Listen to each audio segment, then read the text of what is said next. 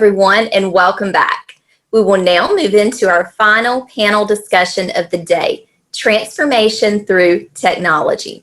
Most businesses rely heavily on technology for everyday operations. Embracing digital transformation not only allows companies to remain competitive, but also improves operational efficiency and financial performance. Advances in technology, including the Internet of Things, 5G, advanced analytics, and artificial intelligence create new opportunities for growth and innovation. Our panel of esteemed technologists will help you to anticipate your next move and effectively plan for transformation through technology. I'm delighted to introduce our panel moderator, Lisa Sims. Lisa is a faculty member at the Forbes School of Business and Technology. She's also a web developer, internet marketer, author, Blog Talk Radio host, and founder and chief technology consultant of the IT Mechanic. I'm happy to turn the floor over to Lisa Sims. Thank you, Brandy, and good afternoon to everyone. We're going to have an exciting panel discussion, and before we get started, I'm going to go ahead and introduce our panel members. First, we have Gary Sorrentino, who is the Global Deputy CIO at Zoom. For over 12 years, Gary was the Chief Technology Officer for JP Morgan AWM's Global Technology Infrastructure Initiatives. Prior to joining JP Morgan, Gary was Head of Global Infrastructure and Head of Technology Efficiencies at Citi Private Bank, where he was responsible for global infrastructure support and strategic technology initiatives. Hi, Gary. Hi, how are you? Thanks for having me. Hey, no problem. Next, we have Dr. Cindy Gordon, the founder and CEO of Sales Choice, a cognitive sciences, AI-based sales analytics platform and data sciences company specializing in guided selling. Sales Choice recently won the National Entrepreneurship Award from Startup Canada. Prior, she had held senior leadership roles at Accenture, Xerox, and Citicorp. Hi, Dr. Gordon.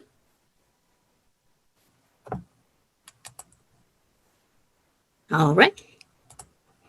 Our next panelist that we're going to introduce is Rich Colgard, is a publisher, columnist, author, commentator, and futurist. Rich specializes on the intersection of business and innovation. Rich is a publisher of Forbes magazine, where he writes a bi-weekly column called Innovation Rules. He is also a regular panelist on cable news popular business show Forbes on Fox, and frequent guest analyst on CNBC's The Kudlow Report. Hi, Rich. Pleased to be with you. Thank you. And last but not least, we have Dr. Jonathan Reichental, is a multiple award-winning technology and business leader whose career has spanned both the private and public sectors. He's been a senior software engineer manager, a director of technology innovation, and has served as chief information officer at both O'Reilly Media and the city of Palo Alto, California. And he also creates online education for LinkedIn Learning and recently published Smart Cities for Dummies. Dr. Jonathan, how are you? Hey, Lisa, I'm doing great. All right. Now that we've introduced all of the panelists, we are going to jump into the triple T's, the transformation through technology. And as we've all know, we've been affected by the COVID, and we've seen how during this pandemic, technology has helped businesses to transform themselves. So our first question is for Gary. The pandemic has changed how businesses operate. In what ways has technology transformed the way businesses conduct business during this pandemic? Thank you very much. That's a great question. So one of the things is, look, we're in the largest VR exercise of our lives. In one weekend's time, we ended up figuring out that not only going to send the employees home, but let's send the clients home, the support people home, and all the backup home. There was no more moving the work to another place. There was, everyone was home. And so I think if it wasn't for the technology that we had, we wouldn't be where we are today. A lot of the technology, a lot of the collaboration platforms that people had they were used in a way where Sunday night email, the occasional snow day, I needed to take a work from home day off and things like that. And so very quickly, we had to adapt that technology to scale. And so collaboration platforms became the number one platform for keeping us. I would say the first couple of months, it was about being connected. Let's not even talk about productivity. It was about being connected. That was the number one. And not to say Zoom, but everybody had to be on a Zoom call every day long because you were afraid you were going to miss something. And so that part happened. I think we evolved after that. I think then we figured out, how do we make the platforms that we're using, these collaboration platforms, how do we make that technology now get us back into business? Because business had to get back into shape. We couldn't leave our clients out there. We're connected with our employees, but how do we get business to be productive going forward?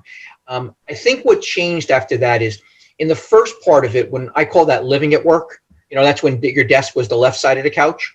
We kind of got to what I'm thinking of called redefining work. And it really is about, we now embraced the technology and made it part of our business process. We now said, okay, we're going to handle a mortgage this way. We're going to handle a loan this way. We're going to handle a client service this way. And so I think that business technology became an integrated part of the business, where before it was supporting us, but now it's actually leading us in some ways. And so I think things like video, communications, even email to some parts, have really changed the way the business operates, and has made, it's that glue that's kept us together and to kept the businesses not just active, but productive. And that's a very interesting point. We're going to go to Dr. Cindy. Now, being an entrepreneur, now your perspective on how technology has changed in businesses. Can you give us your perspective from the entrepreneur in terms of collaboration and also productivity? Well, in our company, we're mainly a bunch of geeks, right? So we were very well enabled with the collaboration infrastructure, right? So it was more in the sense of with the client relationships, some of the nature of the work that we do is fairly confidential, and them being mobilized to connect with us. So it was more from the perspective of advising them often in the technology toolkits we were using. I mean, we've used Slack for a long time as a collaboration enabler. We've got solutions like Zoom here as well. So I find that what was happening is that when you were trying to engage with your accounts, you were trying to appreciate where they were in their journey, and then, integrating into some of their new practices or processes, because there was a lot of scrambling that was going on. Probably the biggest issue, in the sense that everybody's very alert to now, whether it's an entrepreneur, is just the health and wellness of everyone, right? There is a very acute focus and a concern about Zoom fatigue. Sorry, Gary, but we literally run from meeting to meeting in different Zoom environments, between Microsoft Teams, GoToMeeting, Zoom, WebEx, and, you're constantly interchanging between your different calls, and people aren't putting breaks in. So I think that the biggest worry ahead is honestly the next leg. I think the first few months was very much about, making sure that the collaborative practices are in place. There's a lot still going on security right around the operation, because a lot of the laptops in the home aren't as securely validated. And so there's been a big surge of purchasing in that area as well. But I think all of it is, I think everybody's just trying to be as effective, efficient as we can. And what's really different is the nurturing that's going on in the calls. I mean, I can't think of one client call that we've been on, or even with my team, and people aren't sort of checking in. How are you? How are you and your family? Is there anything that we can do for you? People are being creative in their touch points, so. But those would be some, prime thoughts. But I think a lot of entrepreneurs that were in the tech industry were, like I said, they were okay. They're okay. Okay. And the good thing about entrepreneurs, we're always flexible and we're adaptable, and technology helps us to stay that way. And so, with all the Zooms and the web conferencing software, we're always connected. So collaboration is always a good thing. So I'm going to ask Rich now. It's important for us to align an organization's strategic plan with technology innovations. And since you've interviewed a lot of CIOs and CEOs, can you give us your perspective on why it's important to align your strategic plan with technology? Sure. At the beginning of the year prior to COVID, I would have said the most important story in business was the accelerating rate of digital evolution. Countless people that I talked to, Diane Green, when Diane was still the CEO of Google Cloud, by the way, in the 90s, she's one of the co-founders of VMware. Scott Guthrie, who runs Microsoft Azure. Person after person who's really in a position to know would say kind of the same story, that the rate of digital evolution had somehow jumped the tracks and was running at about a rate of 2 to 3 times faster than during this 55-year reign of Moore's Law, when progression at the silicon level really was the gating factor about how fast technology moved. Well, why was this so? It was the confluence of all these amazing things hitting at once, what Pat Gelsinger called the 4 superpowers of technology. He's the CEO of VMware.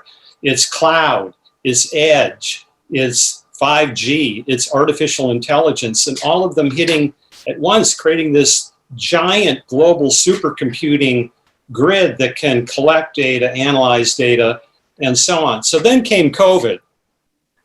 And I thought that COVID would be like a yellow caution flag that would go over the whole economy. Everything would kind of slow down until we took care of this COVID thing, flatten the curve, whatever it was that we needed to do. And I think the big surprise, I'll have to admit I was wrong on this. It didn't take me more than a couple of weeks to see that I was wrong, was that COVID was an accelerant of the things that were already in play, which was this rapid digitization of all businesses. And so COVID has accelerated that. The CEO of Microsoft, Satya Nadella, said, there's been more business transformation in 2 months. I think he said this in May, than in the previous 5 years.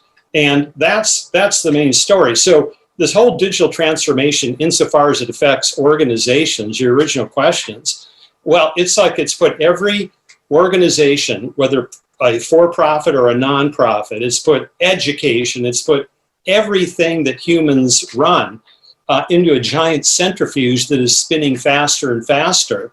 And companies that are adaptive and figuring out how to use these accelerating powers have done pretty darn well. Just look at the stock market, look at the kinds of companies that have come out of the bottom of the market in mid-March, and look how well they've done, starting with Gary's company, which has been an extraordinary story of a company that's not only been adaptive in itself, but has been a leader too.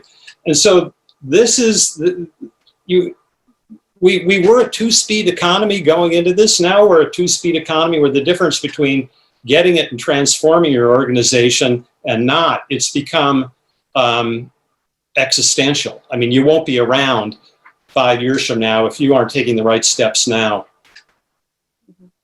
And you made a very interesting point. And Dr. Reichental, from an educator standpoint, how do you see technology innovation fitting into the strategic plan as well as the long-term growth of an organization? Yeah, thanks for that. It's great to be here, by the way. It's an interesting question because if I go back to what you asked, Rich, usually, the question is, how do we align technology with strategy? Now you're asking, how do we align strategy with technology? Did I say that the right way? I think I did. But you get my point. It's like innovation is definitely, and technology is definitely taking the lead, right? And we're sort of chasing after it now, which is, I think, very characteristic of this digital transformation that we're all going through. Every industry is impacted. And you asked me about education. Absolutely, it's impacted. It was impacted before this pandemic, but the pandemic has really changed things up. There was an increasing trend towards remote learning. Snack-based learning, short videos, greater use of video and more over the internet interaction, more asynchronous education. So all these things were happening. And now, of course, many universities around the world and here in the US are forced to deliver education in a way they didn't, perhaps weren't ready yet for. Most were planning, lots were doing it, but many were not quite in a position. So there's a bit of a scramble. And I think actually it's very early. It's very early to tell where we're headed with, remote education in the fourth industrial revolution. There are some early indicators. People are getting used to it. I'll tell you one quick story. I teach a lot, as you know, online, and I love the classroom, but now I'm being forced to teach for 3-4 hours online. And we're doing things like regular breaks, doing a lot more interaction. We're using lots of interesting little gizmos, if you like, to make things more interesting. But at the end of the semester, the end of the first time I did this, with a graduate program, I wanted the students to reflect it and sort of tell me what they thought. And they actually said the education was really good. They said it wasn't the classroom, but it got close, and they learned a lot. But they missed one thing, and it had nothing to do with education. They missed the coffee breaks when they could walk to the coffee shop, during the classroom, modality. So that's something we're not going to be able to necessarily replicate, that in the digital world. Last point, because I think you also are alluding to education in the enterprise. I think what we're seeing now is a lot more just-in-time education, a lot more video-based education for employees, and a greater emphasis on organizations for their staff to be career-long learners. So exciting days ahead, I'd say. I agree, and technology also opens the door for creative innovation, but then there's also the technology challenges that come along with that. And so, Dr. Gordon, from an entrepreneur's standpoint, can you talk about some of the key technology challenges some businesses are facing during this pandemic? Sure. Well, clearly, if you're in the wrong industry, budget may be an issue. And obviously, we've seen the huge impacts on the restaurant industry, right? Like 30% of, it's actually closer to 70% of them may not survive over the next 9 to 12 months. It's some horrific statistic. So, in terms of for us and looking, it's more in the sense the industries that we serve as an entrepreneur, right? And our software is industry agnostic. So what we're seeing effectively is, as I mentioned, I think some of the points that Rich talked about too, like everybody's scrambling to make sure their infrastructure is in the cloud. Like I can't think of one company that's no longer questioning should we be in the cloud or not. So a lot of the mid-markets are rapidly moving. We're seeing some acquisitions too, like from Rackspace just acquired Onicon not too long ago. So, the whole cloud sector's in high growth. Some of our clients are in straddling both B2B and B2C. So in the B2C segment, obviously with online, payments just going through the roof, but then that offsets maybe their bricks to mortar, solutions. And so what that means is less margin in terms of profit, because the profitability is always much, more narrow in the B2C segment than it is in the B2B segment. So if you're straddling both of those sectors, we're seeing a lot of people quite challenged. I think the other factor that's going on is increasingly the awareness that organizations do not have access that's efficient to access their data. We've been talking a lot about, data enablement, data warehouses, data infrastructure. But the reality is when you get into a lot of the large organizations, you start applying AI, you quickly find that they do not have really good data lineage. They can't easily source the data sets. They don't have the machine learning operations infrastructure. Their data models don't have, I'd say inventory management practices around them and risk controls to the same degree as we might think. So the whole aspect of digitization is certainly there with a lot of tool enablements, but the whole transformation side to continue to be digitized is really to appreciate where are you in your data quality and your data management journey. I can't stress that enough because we've just seen so many organizations that just aren't efficiently organized to be able to take advantage of some of these new technologies. The collaboration SaaS software is very easy and accessible, but some of the tougher problems to totally transform a business and to transform a business model, there's a lot of deep infrastructure issues or gaps or talent alignment that's required. And a lot of executive education is still a major gap in the industry, across all industries. If you took the board directors, the CEOs, Rich, you locked them in a boardroom and you asked them to all define, what is their AI strategy, and the different methods, a lot of them couldn't answer the questions, right? So we have this gap between enablement and also what the knowledge base is on the educational side of many of the executive leaders at the board level and the C-suite in all industries right now, I would say. So we really have to listen to our youth a whole lot more and help them mentor some of that digital enablement, I would say. Okay. And that's a very interesting point that I'm going to present to Rich, since he interviews CEOs. How has the conversation been with the CEOs about handling the data in terms of data warehousing and AI and other innovative technologies? Well, I remember it wasn't too long ago that if you were on a board of directors, I mean, I'm talking like 10 years ago, you're on a board of directors and somebody like Gary, the CIO, would be invited to come in and make a 30-minute presentation about what we're doing in technology to the board of directors, largely consisting of financial people and lawyers. And the questions were always of a defensive nature. What are we doing to protect the integrity of our networks so that we don't get hacked? What are we doing so that we can close our books on time and not get in trouble with the SEC? And if the CIO could answer those questions, everybody felt good, and we moved on to some other topic. What you began noticing around 5 years ago, and I think really it started happening with great gusto 2 years ago, and then with COVID, everybody's aboard, is that the CEO and the board of directors really understands that this is an existential issue, that they're watching companies coming out of nowhere. I mean, look at the space of education, where Bob Doherty talks about the number of unicorns, education unicorns. There are a couple of dozen venture capital-backed education companies that are in the private markets worth more than $1 billion at their last round of fundraising. And that begins, if you're on the other side of that, if you're old company versus new company, that's got to be terrifying.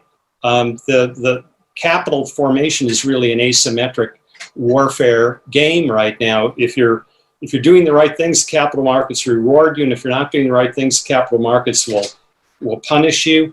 So boards of directors have taken notice of this, and I think you're beginning to see a sea change. But you're also, this is sort of a great way to talk about the need to reinvent boards of directors, because at this time of urgency for greater diversity and inclusion, do the two things at the same time. Bring in the technology savvy people who are also representative of the larger community. You need a new board of directors anyway, because for most companies, their current board of directors have served them very poorly, not understanding the transformative role of technology, and now not understanding even further the transformative role of social justice. All right. And that is true, how technology can help in those particular areas. And that leads us to our follow-up question with that. Dr. Reichental, what are some of the ways that businesses can overcome some of these challenges that we pointed out? So the first thing you need to have is an innovation strategy. It sounds rather basic, but as somebody who advises major organizations and governments around the world, it surprises me still the degree to which technology is often considered back office, a supporting function rather than driving the business. The cliche today, of course, is every business, every organization is a technology organization. And what they have to do is sort of step up to that responsibility. You know, and I'll talk about government here just for a second. Innovation is impacting government like every other sector of the economy. It's going a little bit slower, but certainly our expectations about what government needs to develop certainly are not less than what we believe in the private sector. The unfortunate thing is, though, for many governments, they don't want to take risks, right? There is no culture of risk. It's, you know, you get some taxpayer money, and the expectation is you'll wisely deploy that, and what you deploy it on will work and actually drive some real benefit in the community. Well, the reality is we don't know with new innovation, with new technology. That's often, you know, the same in the private sector, although the private sector has a greater capacity for risk taking. So in the government, in particularly in cities where I do a lot of my work, the organizations need to realize that part of the investment they make, part of the bets they make on technology are not going to work. But, you know, the old adage is, you know, nothing failed, but we learned about something that, you know, didn't work. I think that was Thomas Edison, if I'm not mistaken. So in the private sector, there is a greater degree of risk taking, and that's right, because, you know, if a new organization emerges, like Rich was saying, very suddenly, you got to be able to move fast and take some risks. You know, this is a defining quality. Velocity is a defining quality of the fourth industrial revolution. So I think if I could summarize, number one, strategy. Don't underestimate the value of that across the board. The understanding of it, like Rich said again, the education that's necessary at the board level and the C-suite. Number two is be prepared to make those mistakes and take, you know that when you do something, not everything's going to work, but you have to do it. And then third, and I say this to everybody, the 21st century, it's going to be defined by being bold. You got to make the big decisions. You got to be all in, because your competitor is relevancy, and you know the next company that's going to beat you, it may emerge next month, and within a few months create a lot of headaches for you. Now, Dr. Reichental brought up an interesting point about risk, and which is going to segue into the question for Gary. And Gary, since you're with Zoom, and Zoom has been taking a lot of risk, and you've just finished up with Zoomtopia, how has risk-taking benefited you for being a CIO at Zoom and the things that Zoom is actually undertaking?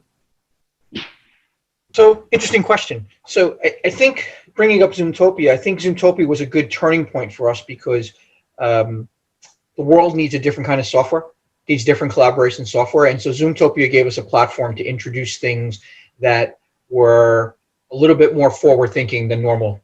And so we wanted to think about things where taking into account what the business needs today. And I think what the business needs today, as my colleagues have said, is we do need a platform, as people are now working from anywhere, that's going to help connect people. And we talked about it in some different ways, but you know, helping to create those serendipitous moments. I think someone said they miss going for a cup of coffee, that bumping into someone in the hallway. We miss and don't know it building social capital. And social capital is so important, especially for people who were hired during the pandemic and have never seen the corporate headquarters, have never actually shaken the hand of the person who hired them, right? And never signed in person their application.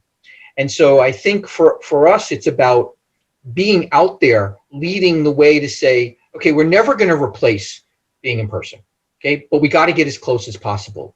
And how can we recreate those moments? The second part is we are being told, at least by the analysts, that we're going to move back to a hybrid situation. And with 97% of the people working in an office, that was easy.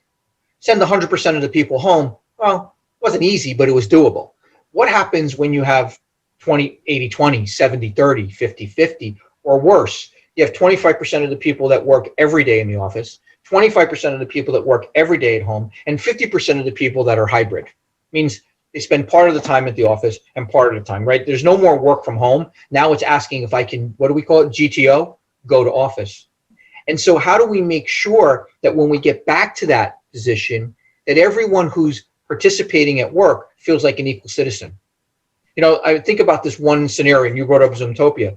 There's 5 people in a conference room at work, and there's 5 people at home, each individually little squares right on the screen. Well, our goal, and we just announced it happens to be at Zoomtopia, is we take the 5 people that are at work and we turn them into 5 squares.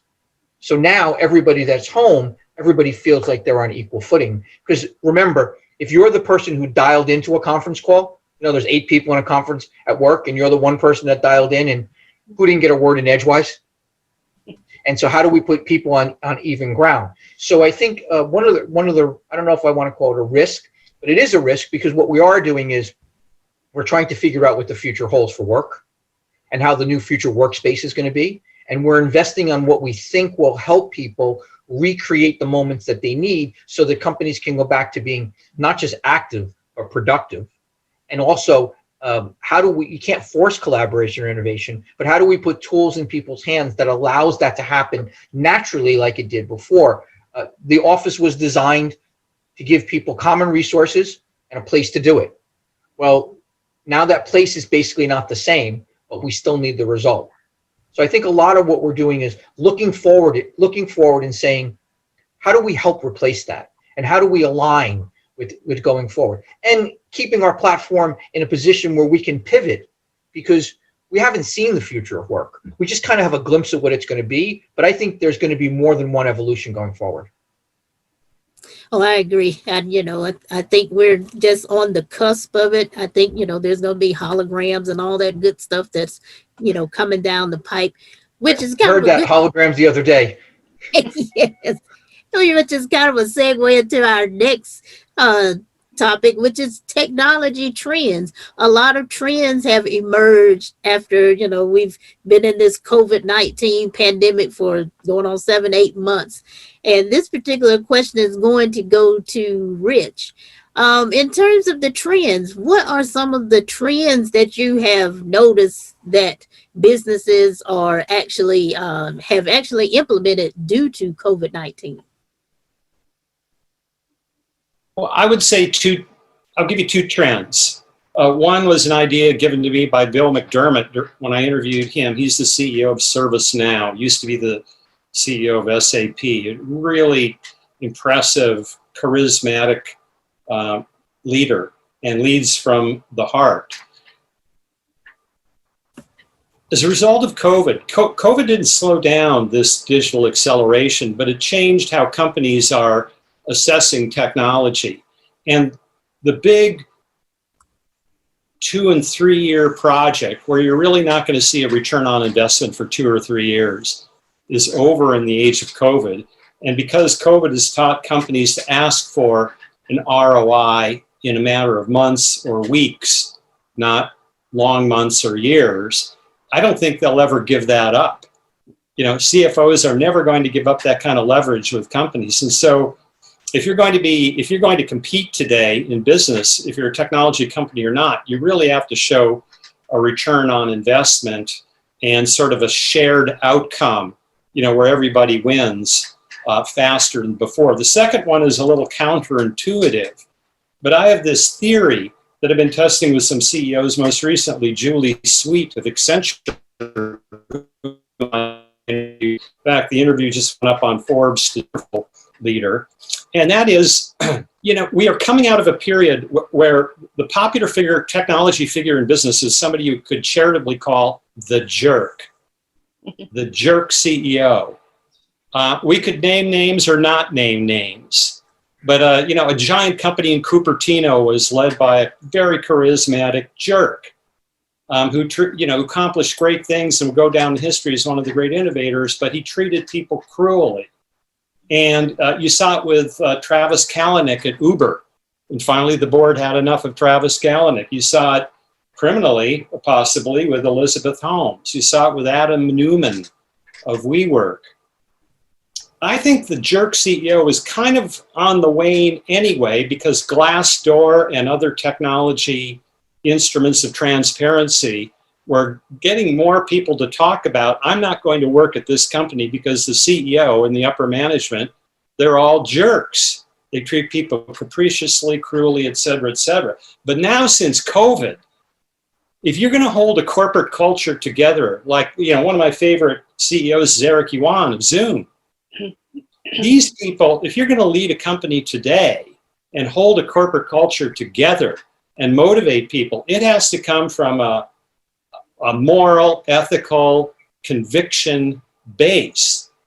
Because you won't be able to reach people at big conferences right now. You won't be able to walk around the office and pat people on the back and buck them up and have those kind of informal, ran into you at the cooler. About the only way that you can communicate is on this kind of a medium. And you better be the kind of leader that inspires and rallies people. I think somebody mentioned about the declining rate. The CEOs today have to be worried about the mental health of their employees.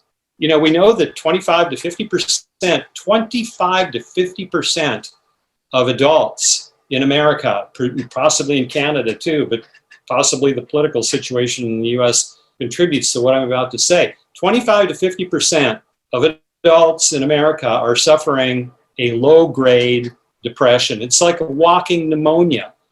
And you may not even be aware of it if you're a boss or a CEO, because people will put on their best face and look energetic when they're on Zoom. Well, what gets them out of that? What gets them out of that is a sense of purpose, that we're doing the right thing at the world at a time when the world desperately wants companies to do the right thing. So I think this is sort of a good trend. I think it's going to be kind of hard to go back and be a jerk CEO after this. So that's one of the good unexpected consequences of technology and COVID coming together. Okay, well, hey, interesting perspective on that. I'm going to ask Dr. Jonathan what are his thoughts on some technology trends that he's noticed as a result of COVID-19.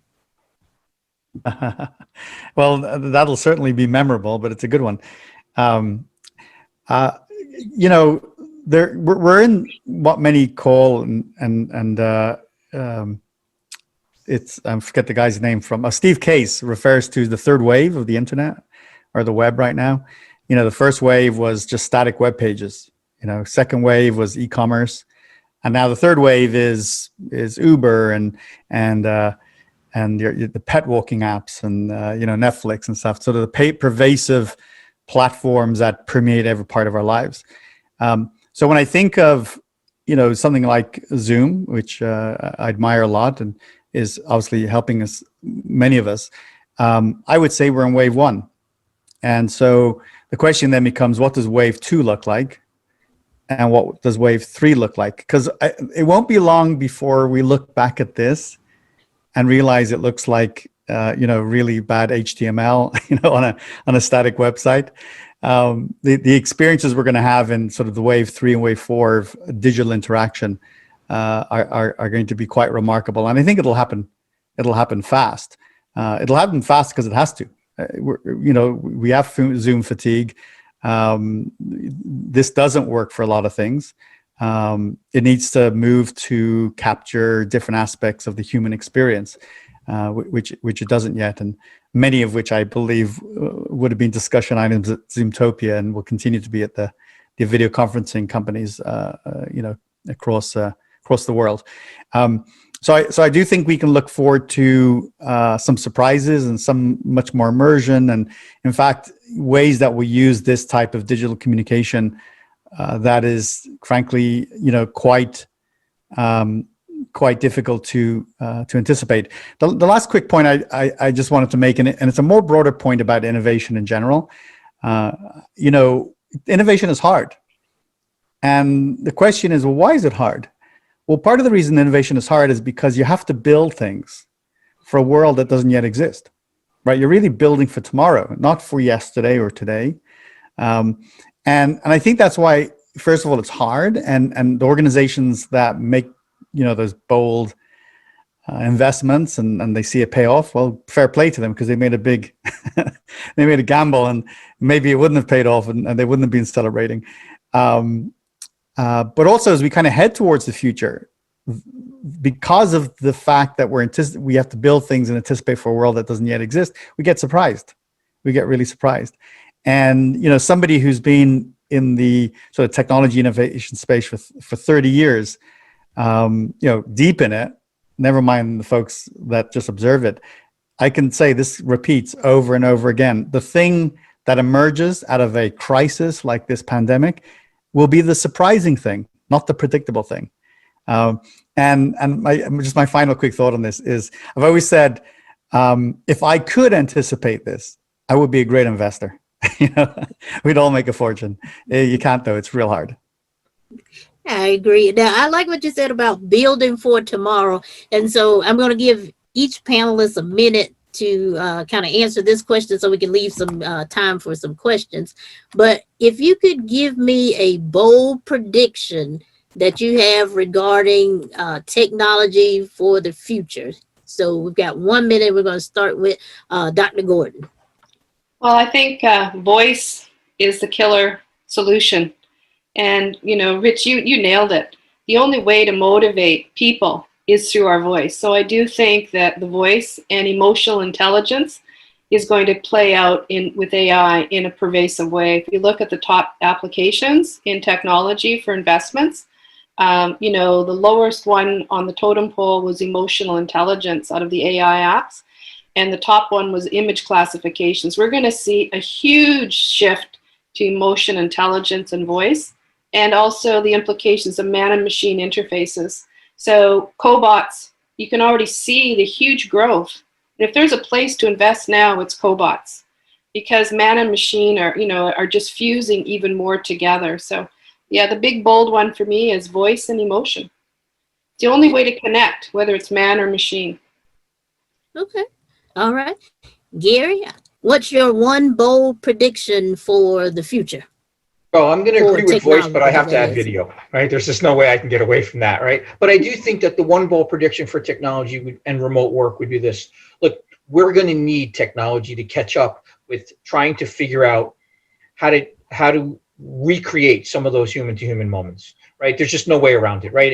And so at the end of the day, my bold prediction is going to be that technology will come to a higher level than it is today. I don't think it'll totally replace humans. Yeah, we might be a hologram at work, but we're still not going to have all the serendipitous and social capital moments that we need. But I think the bold prediction I'm going to make is that between voice and video and other technologies that are coming out, we are going to get as close as we can to making people think they're still at work, right? Without actually going, because I think this is going to be a little longer than most people think.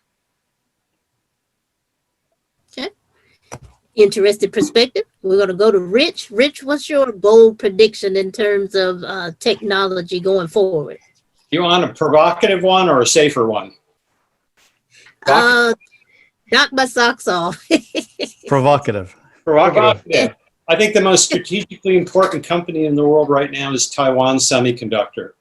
So you just imagine the geo implications of that as Taiwan's much larger neighbor makes a lot of is just sort of openly suggestive that they would want Taiwan. But why would you want it? You'd want it because Taiwan Semiconductor is the leading semiconductor manufacturing company in the world. They make semiconductors better than anyone as the semiconductor space keeps shrinking. So watch that space. All right, semiconductors. All right, that knocked my socks off. All right, and Dr. Jonathan, I'm going to give it to you for your bold projection in terms of technology, so you can go ahead and knock my other sock off. Okay, I'll try to do that. And I'm taking the question in the spirit of any type of technology in the world. So I'm going to say autonomous vehicles, vehicles that drive themselves. I think autonomous vehicles are going to be the most disruptive technology the first 50 years of the 21st century. But we ought not to think about them as cars.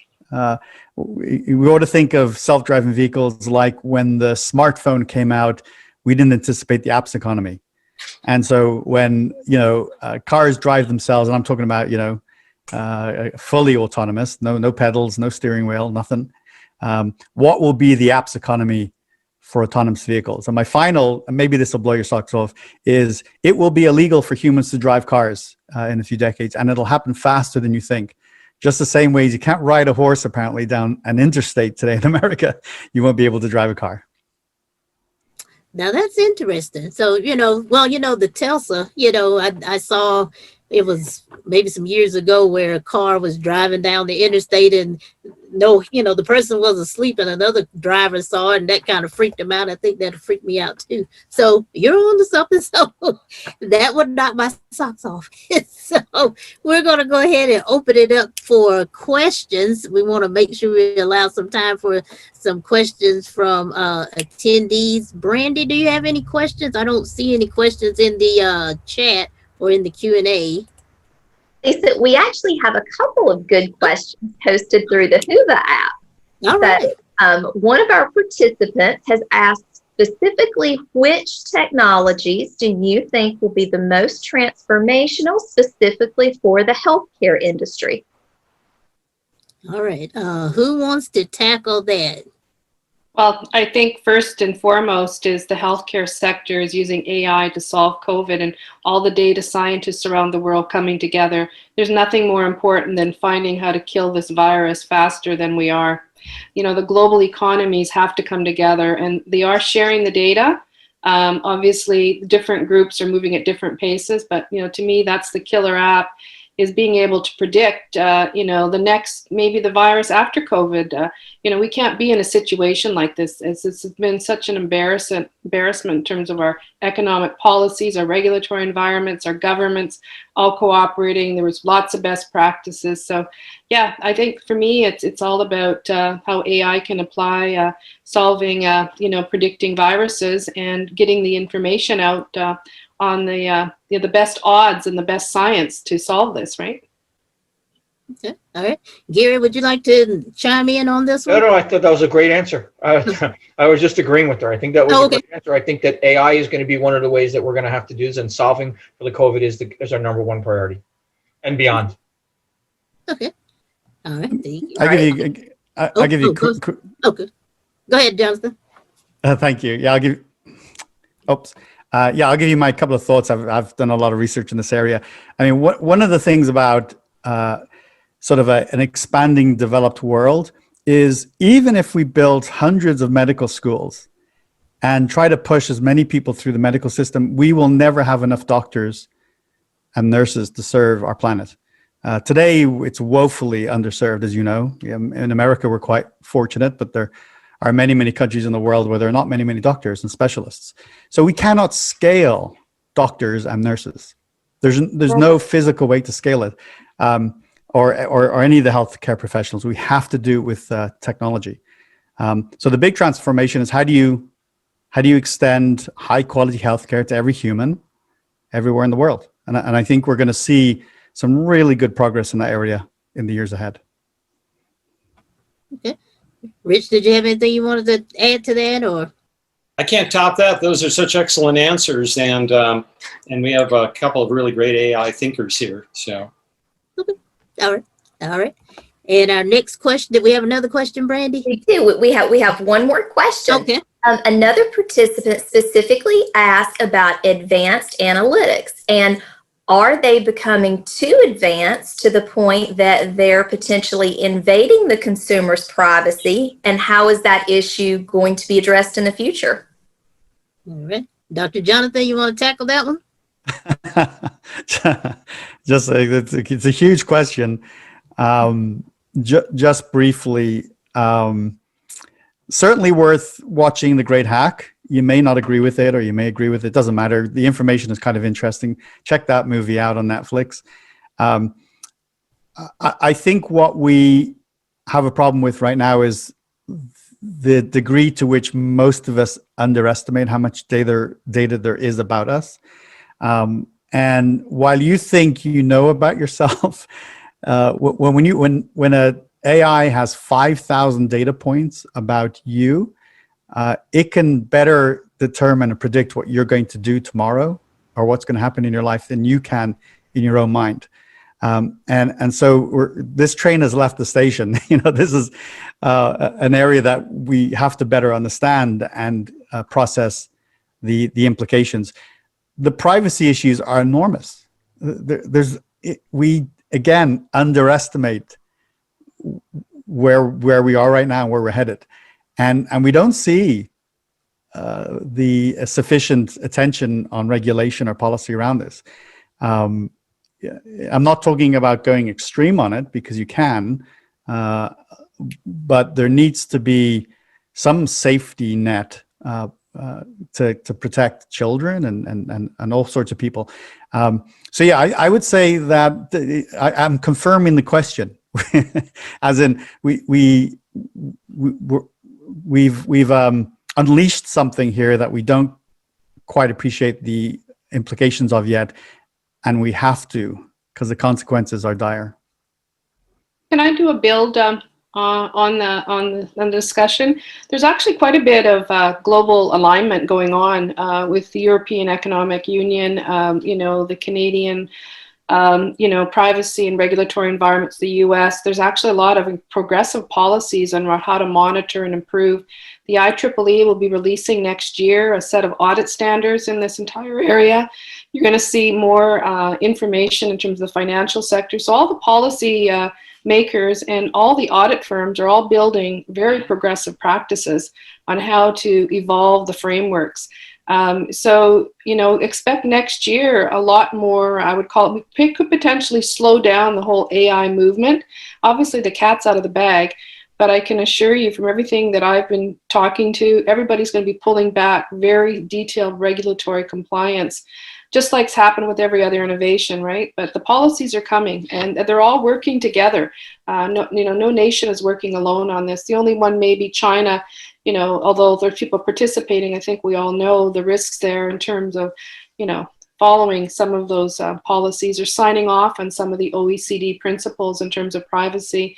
The G20 summit had a series of declarations in terms of this topic we're talking about, and the only country that didn't sign off in a line as part of the G20 was China. Maybe Russia too, actually, now that I think about it. Okay. Well, hey, I thank you all for participating in this Triple T transformation through technology. I think you've shared some awesome information with our attendees and get their brains thinking about how technology will affect their lives and businesses going forward. So we do thank you for that. I'm going to turn it over to Brandy now. Thank you so much, Lisa. And also a big thank you to our amazing panel of innovative technology experts. You shared some great insight with us today.